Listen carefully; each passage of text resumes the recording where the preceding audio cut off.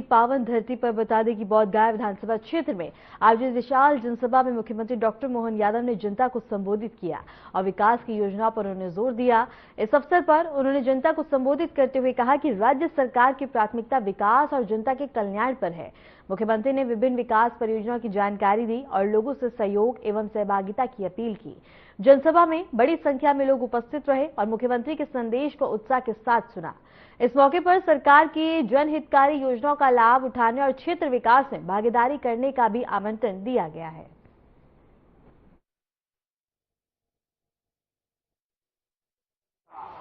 इसका माहौल अगर देखना है तो गुजरात के बाद बदलते दौर में पूरा देश बदलता है।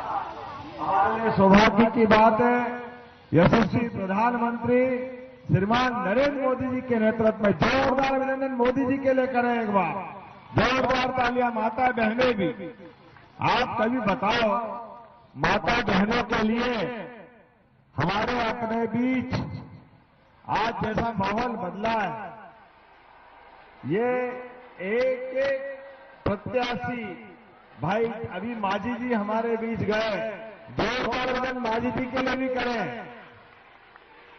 जीतन राम मांझी जी हमारे साथ एनडीए के ये पांचों पांडव, जीतन राम मांझी, डॉक्टर चिराग पासवान,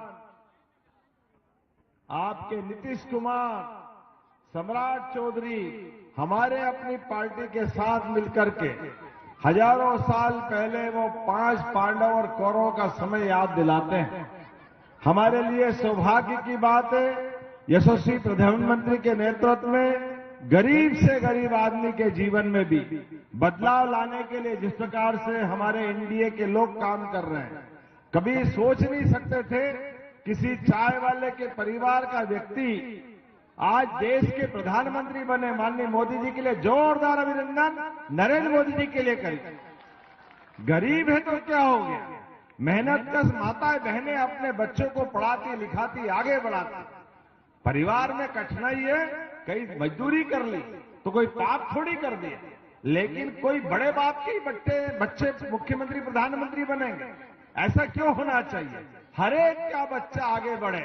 मुझे इस बात की प्रसन्नता है, हमारी पार्टी गरीब, युवा, महिला, किसान सबके जीवन की बेहतरी के लिए आगे लेके चलती है। इसलिए आज ये माता बहनें भी हमारे बीच में हैं और मैंने मोदी जी का उदाहरण दिया और ऐसे ही मेरा परिवार भी। मेरे परिवार में कोई सांसद नहीं, कोई विधायक नहीं, मंत्री का तो सवाल ही नहीं उठता और मुख्यमंत्री का सोच नहीं सकते, लेकिन केवल एनडीए वाले और हमारे यशस्वी प्रधानमंत्री नरेंद्र मोदी जी के लिए जोरदार अभिनंदन करें। हमारे वर्तमान के दौर के लिए एक कृष्ण वंशज को भी इतने बड़े राज्य की जवाबदारी मिलती है तो केवल हमारी पार्टी और एनडीए वाले दे सकते हैं। और नीतीश कुमार भी, एक बार जोरदार नीतीश कुमार जी का भी जोरदार अभिनंदन करें। उनके परिवार का भी आदर्श उदाहरण है। आज एक तरफ नीतीश कुमार, दूसरी तरफ माननीय नरेंद्र मोदी जी, अमित शाह जी, सबको लेके चलने के लिए जिस प्रकार से बिहार अब कमर कसकर तैयार हो गया, लेकिन ऐसे माहौल में जब हम अपने अपने नेता की बात कर रहे हैं तो कांग्रेस और उनके साथ वालों की तरफ देखें। आप बताएं, चुनाव बिहार में चल रहा है और चलते चुनाव में कांग्रेस जिनके साथ चुनाव लड़ रही है, कांग्रेस के बड़े नेता राहुल गांधी, वो मध्य प्रदेश में छुट्टी मना रहा है। देखो आप क्या कमाल हो गया, शर्म आना चाहिए। कैसे चुनाव लड़ाओगे? चुनाव के पहले अगर कोई ऐसा करता है, इसका मतलब चुनाव तो हो गया, मांझी जी बचा क्या? जो चुनाव के पहले मैदान छोड़ दे उसका क्या हाल होता है बताओ, आप सही बताइए। तो हमारे पास आज चुनाव है, हमारे सारे नेता मैदान में, माननीय मोदी जी, अमित शाह जी, नीतीश कुमार जी, चिराग पासवान जी, मांझी जी, अरे हेलीकॉप्टर की जगह कम पड़ रही है, एक के बाद एक नेता उतर रहे हैं। ये हमारी पार्टी और एनडीए वाले, जोरदार अभिनंदन करें। ये होता है हमारे एक से बढ़कर एक नेता लगातार एक के बाद हेलीकॉप्टर उतर रहे हैं और आपके बीच जाकर के हाथ जोड़ रहे हैं, आपको हमारी नीतियां समझा रहे हैं, अपने दल की अच्छी बातें बता रहे हैं। वो चुनाव तो इसीलिए होता है चुनाव में अपनी बात करने के लिए आम सभाएं होती, समय पे बात करना होती, लेकिन ये पता नहीं कौन सी मिट्टी के बने हैं। जब चुनाव हो जाएगा और हार दिख रही है, इसलिए आप बाद में बोलेंगे वो तो ईवीएम गड़बड़ हो गई, चुनाव आयोग ने गड़बड़ कर दिया, ये कर दिया, वो कर दिया। एक चुनाव, दो चुनाव, जब ये राष्ट्रीय अध्यक्ष थे तब, बाद का तीसरा चुनाव खड़गे जी के, मल्लिकार्जुन खड़गे के नेतृत्व में पूरे देश से कांग्रेस और साथ वालों का झाड़ू लग रही, पूरा देश से साफ कर रहे हैं। लेकिन उसके बाद भी आज झूठ बोलने के लिए, युवाओं को बरगलाने के लिए उठपटांग बातें करते हैं। कोई बात नहीं, तुम्हारी बात तुम्हारे तक रखो। देश की जनता नीतीश कुमार और मोदी जी को जानती है। जोरदार अभिनंदन करो, उनके नेतृत्व में देश बदल रहा, बिहार बदल रहा। जब से नीतीश बाबू आए, बिहार के अंदर पहली बार हमने चुनाव में पहले चरण का चुनाव का वोट दे चुके हैं, लेकिन पहले चरण के चुनाव में भी एक भी बूथ पे कोई गोली नहीं चली, किसी जगह दोबारा मतदान का मौका नहीं आया। ये बिहार आज सुशासन का प्रतीक बना। जोरदार अभिनंदन करें अपने इस बदलते बिहार के लिए।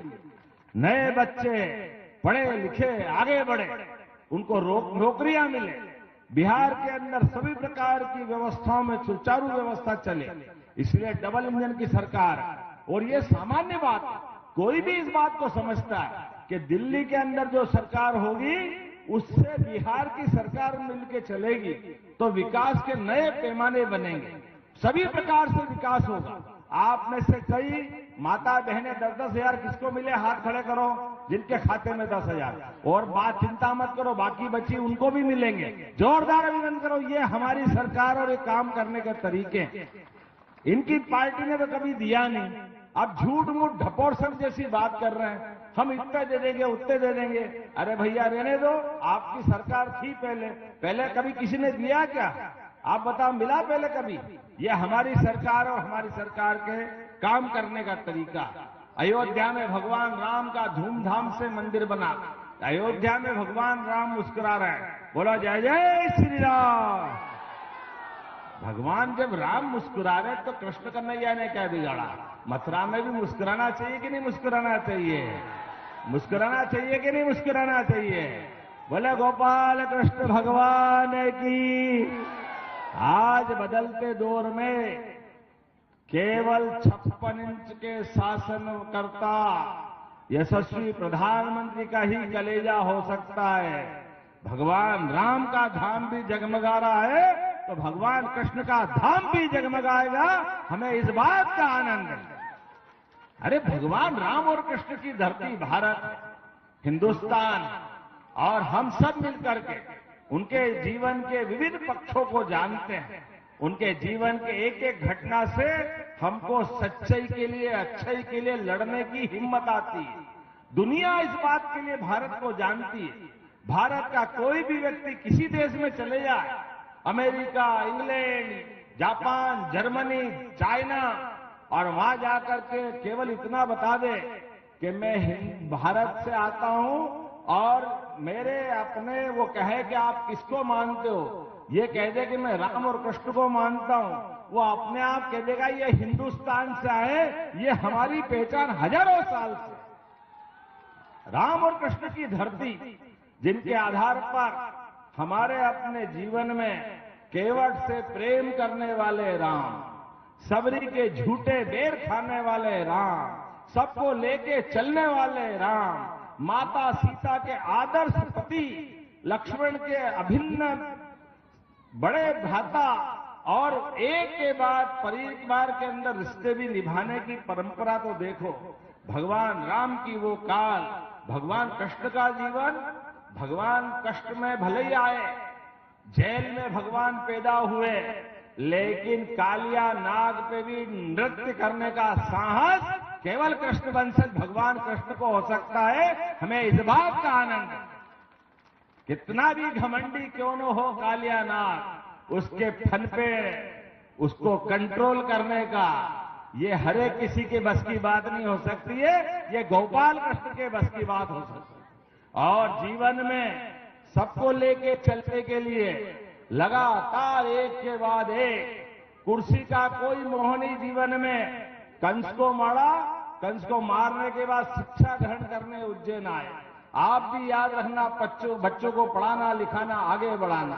भगवान कृष्ण ने शिक्षा ग्रहण करी, 64 विद्या 64 कला 14 विद्या, चारों वेद, सारा ज्ञान लेने के बाद महाभारत के उस महासमर में लाखों लोगों की भीड़ के बीच में जो ज्ञान का प्रसाद उन्होंने दिया, हमें गर्व है। वो पवित्र गीता हमारे भगवान कृष्ण के मुख से आई है। जोरदार अभिनंदन करो पवित्र गीता के लिए और यशस्वी प्रधानमंत्री को धन्यवाद दो। अब विदेश से का कोई राष्ट्रपति, कोई प्रधानमंत्री आता है तो भगवान कृष्ण की वो पवित्र गीता की प्रति हम उनको देख के आनंद से महसूस करते हैं। हम तो बोध गया की धरती पर आपके बीच में आए। भगवान विष्णुपद का मंदिर अहिल्या महारानी ने भी ये 200 साल पहले बनवाया था।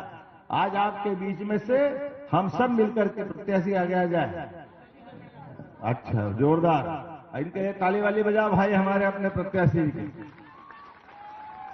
जिस प्रकार से हमारा भोला भाला व्यक्ति अपना काम कर रहा है और आपका जांचा परखा वर्की, आज मैं मान के चलता हूं जिस प्रकार से समय चल रहा है, मुझे हेलीकॉप्टर से उड़ना भी है और अभी आपके बीच में लगातार बिहार में कई दिन से आ रहा हूं। जैसे बुखार में वो थर्मामीटर बता देता बुखार कितना है, आज आपका सबका थर्मामीटर बता रहा कि यहाँ एनडीए की सरकार बन रही है। फिर से एक बार नीतीश कुमार, बिहार की बहार एनडीए सरकार, दिल्ली में माननीय मोदी जी और बिहार में नीतीश कुमार। जोरदार अभिनंदन एक बार फिर सरकार बनाने के लिए। आने वाले 5 साल के लिए हमारे प्रत्याशी को भारी बहुमत से जिता करके आप एक बार फिर एनडीए की सरकार बनाएंगे। लगातार जब तक 11 तारीख को आखिरी वोट नहीं डल जाए तब तक शांति से नहीं बैठेंगे। सब तैयार हैं? इधर तैयार हैं, इधर से भी तैयार हैं, तो दोनों हाथ की मुट्ठी बांधे और ऊपर जोर से बोले भारत माता की, भारत माता की, भारत माता की। मैं अपनी ओर से आपके प्रत्याशी को विजय माला पहनाता हूं और आपका आशीर्वाद मिलेगा। आप ताली बजा के समर्थन करें हमारे भाई का। रुक करेंगे बड़ी खबर की ओर। मुख्यमंत्री मोहन यादव का बिहार का दौरा। सीएम मोहन बिहार में करेंगे धुआंधार प्रचार। प्रचार के आखिरी दिन 3 जनसभाएं और रोड शो करेंगे। मुख्यमंत्री के दौरे में 3 सभाएं हैं। ढाका विधानसभा क्षेत्र में करेंगे रोड शो और इसके साथ ही चिरैया विधानसभा क्षेत्र में जनसभा को संबोधित करेंगे। तमाम व्यवस्था की गई है। सबकी बड़ी खबर हम आपको बता रहे हैं। लगातार बता दें कि चुनाव प्रचार देखने को मिल रहे हैं और इसी कड़ी में मध्य प्रदेश के मुख्यमंत्री मोहन यादव भी जनसभाएं और रोड शो करेंगे, जहां वो जनता को एनडीए के पक्ष में वोट डालने की अपील करते हुए नजर आएंगे। इसके साथ ही धुआंधार प्रचार करके तमाम योजनाओं का बखान किया जा रहा है और इसके साथ ही सबसे बड़ी खबर हम आपको बता रहे हैं। मुख्यमंत्री मोहन यादव का बिहार का दौरा है। दौरे को लेकर तमाम व्यवस्था की गई है। सीएम मोहन बिहार में करेंगे धुआंधार प्रचार। चिरैया विधानसभा क्षेत्र में जनसभा को संबोधित करेंगे। मुख्यमंत्री के दौरे में 3 सभाएं हैं और इसके साथ ही ढाका विधानसभा क्षेत्र में रोड शो का आयोजन होगा, जहां रोड शो करेंगे। मुख्यमंत्री ने राहुल गांधी के पंचमढ़ी दौरे को लेकर तीखा हमला बोला। सीएम ने कहा कि घोड़ी तैयार, बाराती तैयार, दूल्हा भाग जाता है। उन्होंने आगे कहा कि उस दूल्हे का नाम है राहुल गांधी।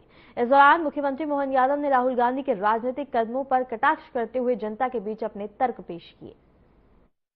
वो पप्पू को समझ में नहीं आता कि चुनाव होता कैसे है और जहाँ चुनाव होता है। मैं आज मध्य प्रदेश की धरती से आपके बीच में आया कि हमारे प्रत्याशी के लिए चुनाव की बात करना। और एक कांग्रेस के नेता राहुल गांधी, इतने बड़े नेता पूछो मत, और कैसी समझ है। आज और कल चुनाव में कहेंगे कि चुनाव में अगर कांग्रेस को जीतना है, उनके साथ वालों को जीतना है, तो मैं आपसे पूछना चाहता हूं, उनको कहां होना चाहिए था? बिहार में आना चाहिए कि नहीं आना चाहिए था?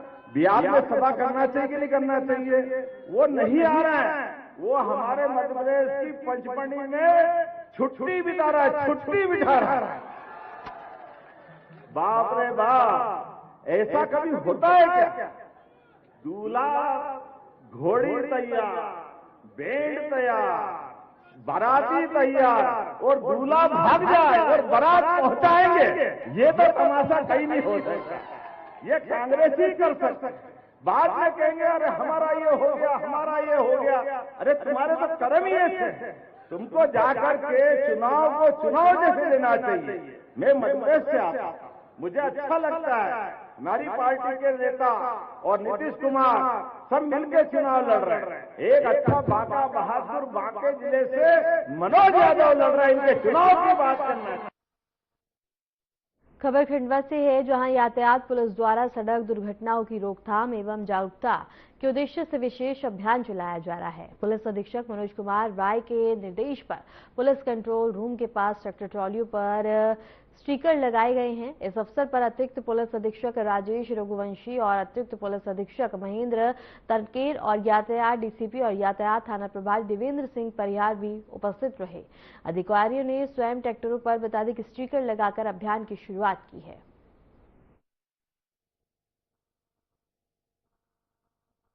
आप सबको पता है कि सड़क दुर्घटनाओं में काफ़ी लोगों की मृत्यु हो जाती है और उसके पीछे कई बार ये कारण होता है कि शाम के अंधेरे के बाद जब ट्रैक्टर रोड पे चलते हैं तो पीछे कोई इंडिकेटर ट्रालियों में न होने के कारण भी कई बार लोग ट्राली के अंदर घुस जाते हैं और वहाँ दुर्घटनाएं उसमें कारित होती हैं और फैटल इंजरीज भी होती है। इसी कड़ी में हम लोगों ने निर्णय लिया है कि जिले के जितने भी ट्रैक्टर ट्रालियाँ हैं उनके पीछे एक स्टिकर लगाए जाए और रेडियम युक्त स्टिकर हैं, जिसके कारण रात में कोई भी पीछे से अगर गाड़ी लेके कोई चालक जा रहा है तो उसको स्पष्ट दिखेगा कि गाड़ी में पीछे ट्रैक्टर है, उससे दूरी बना के जाए। इसी कड़ी में आज ये शुरुआत की गई है।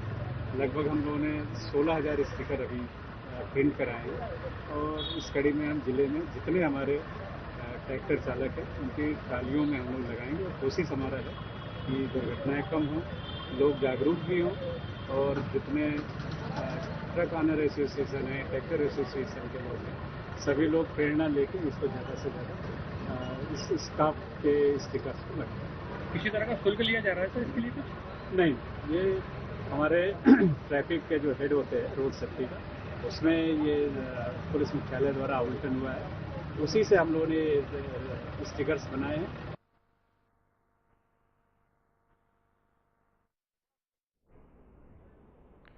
खबर बुरहानपुर से है, जहां शहर में डायरिया का प्रकोप तेजी से फैलता जा रहा है। नगर निगम क्षेत्र के करीब 12 वार्डों में बीमारी के मामले सामने आने के बाद प्रशासन अलर्ट मोड पे है। अब तक लगभग 40 मरीजों को जिला अस्पताल में भर्ती कराया गया, जिसमें अधिकतर बच्चे शामिल हैं।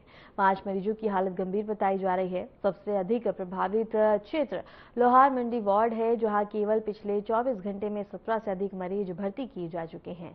जिला अस्पताल के आरएमओ डॉक्टर भूपेंद्र गौर के अनुसार मरीजों की संख्या तेजी से बढ़ रही है। उन्होंने बताया कि मौसम में अचानक से बदलाव और दूषित पेयजल इसकी प्रमुख वजहें हैं।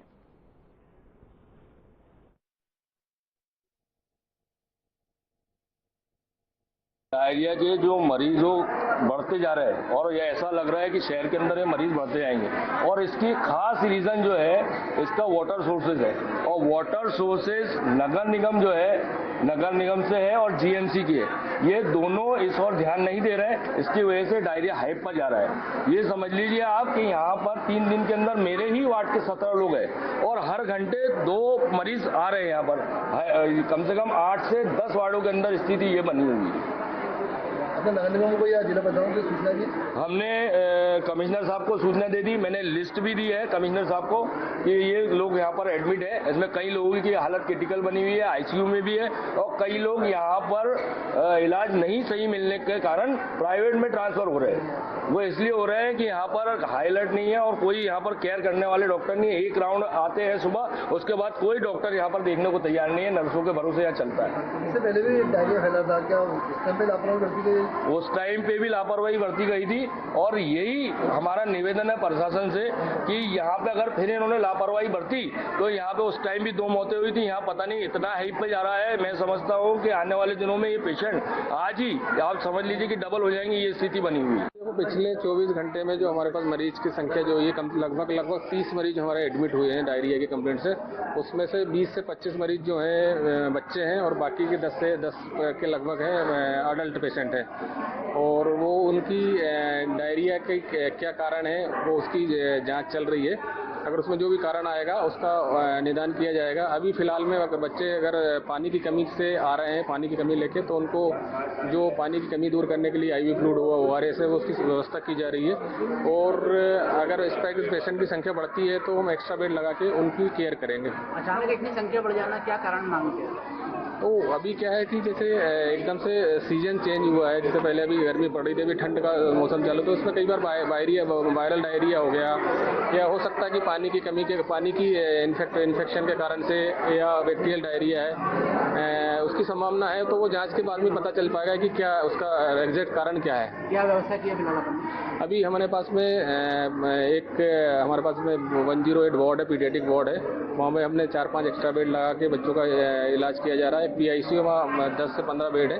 वहाँ जो गंभीर बच्चे हैं जो सीवियर डिहाइड्रेशन के साथ में आ रहा है उनका वहाँ इलाज किया जा रहा है। अगर इसके अलावा भी अगर संख्या बढ़ती है तो हमने 110 नंबर वार्ड है, वहाँ 30 एक्स्ट्रा पलंग लगा के उनको इलाज किया जाए उन बच्चों का। आज सुबह ही हमको RMO डॉक्टर गौर साहब से जानकारी मिली है कि पिछले 24 घंटों में लोहार मंडी और आज़ाद वार्ड क्षेत्र के कुछ 40 के आसपास पेशेंट हैं जहाँ डायरिया का जिनको शिकायत हुई है। तो सुबह हम लोग की एक टीम वहाँ पे गई है, पेशेंट्स को ट्रेस कर रहे हैं उनके घरों तक जाके। अभी एक टीम और रवाना हो रही है, साथ में जो केमिस्ट हैं जो वाटर सैंपल लेने के लिए उनको भी भेज रहे हैं। तो अभी 8 दिन में ही इसको हम लोग कंटेन करने की कोशिश कर रहे हैं, और जहाँ जहाँ इसका सोर्स होगा उस सोर्स को टर्मिनेट करके और जो भी रीज़न होंगे वो भी पता लगाने की कोशिश करेंगे। खंडवा में अखिल भारतीय विद्यार्थी परिषद के कार्यकर्ताओं और छात्रों ने बता दें कि कॉलेज में धरना प्रदर्शन दिया। ये प्रदर्शन प्रिंसिपल की लगातार अनुपस्थिति और कॉलेज में अनियमितताओं को लेकर किया गया। विद्यार्थियों ने गेट पर बैठकर नारेबाजी की और प्रिंसिपल की खाली कुर्सी पर लापता प्रिंसिपल का बोर्ड लगाकर विरोध जताया। घटना की जानकारी लगते ही रामेश्वर चौकी प्रभारी सुभाष नावड़े मौके पर पहुंचे और विद्यार्थियों एवं ABVP कार्यकर्ताओं को समझाया गया। इसके साथ ही तहसीलदार भी मौके पर पहुंचे। अखिल भारतीय विद्यार्थी परिषद के कार्यकर्ताओं ने ज्ञापन देने से मना करते हुए कहा कि इसे केवल SDM या अपर कलेक्टर अधिकारियों को भेजा जाए। इस दौरान कार्यकर्ताओं ने जमकर नारेबाजी भी की।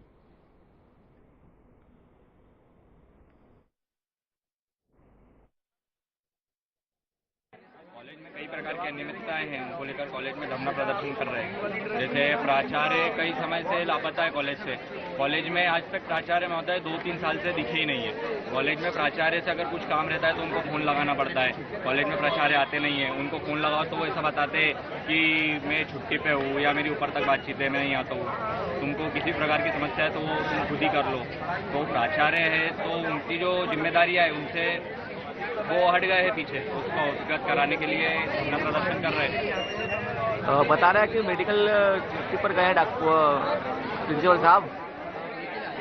क्या मेडिकल पर गए हुए डॉक्टर अपने? नहीं, ऐसा कोई मेडिकल कितने समय के लिए होता है? कोई 8 दिन, 10 दिन, 15 दिन। कई सालों से प्राचार्य नहीं आए हैं, 6 महीने, 8 महीने, तो ये कोई मेडिकल लीव है क्या? आज आप लोगों ने क्या किया? हम लोग यहाँ धरना प्रदर्शन कर रहे हैं। कॉलेज का गेट भी बंद किया है हम लोगों ने, और उसके अलावा भी कई अनियमितता है। जैसे पानी का जो चिलर है वो खराब है, बच्चों को ठीक से पानी नहीं मिलता है, काई जमी हुई है, कीड़े रहते हैं वाटर कूलर के अंदर, वॉशरूम में साफ नहीं है, और भी अधिक चीजें हैं। आपका पंचायत? दीपांशु पटेल, खंडवा नगर।